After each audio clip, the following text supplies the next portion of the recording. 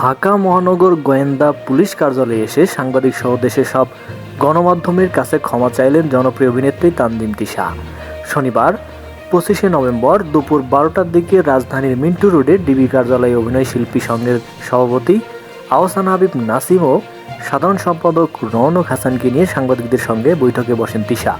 তারপর গণমাধ্যমের মুখোমুখি হন তিনি। এই সময় অপ্রত্যাশিত এই ঘটনায় দুঃখ প্রকাশ করেছেন ছোট পর্দার জনপ্রিয় এই অভিনেত্রী। তিশা বলেন, আপনাদের সকলের ভালোবাসা ও সহযোগিতায় অভিনয় শিল্পী তানজিম তিশা। আমি কয়েকদিন আগে হাসপাতালে অসুস্থ ছিলাম। সেখান থেকে বাসায় ফেরার পর দেখলাম দুই একটি নিউজ পোর্টাল আমার আত্মহত্যার চেষ্টা শিরোনামে নিউজ করেছে।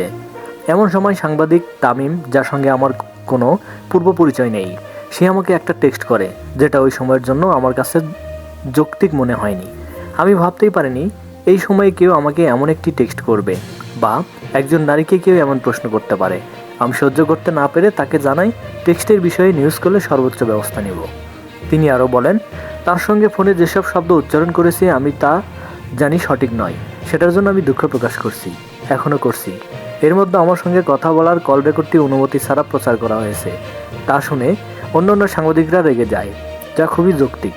তবে আমাকেও আমার পরিবারকে নিয়ে অনেকে অসত্য মনগড়া সংবাদ ও লেখা সোশ্যাল মিডিয়ায় লেখেন, সেসব দেখে আমি রেগে যাই। তারপর আমি ডিবিতে অভিযোগ করতে আসি। সেখানেও গণমাধ্যমের সামনে তামিম ও প্রতিষ্ঠানের নাম নিয়ে ফেলি, যেটা আমি উদ্দেশ্যমূলকভাবে নিইনি। সেজন্য প্রতিষ্ঠানের কাছে দুঃখ প্রকাশ করছি। সুপ্রিয় দর্শক ভাইয়েরা, আমাদের চ্যানেলের সমস্ত ভিডিও শুধুমাত্র বিনোদনের জন্য। বিভিন্ন সময় শিল্পী কলাকৌশলীদের ছবি ব্যবহার করা হয়, এটা সবাই বিনোদন হিসেবে গ্রহণ করবেন। ধন্যবাদ।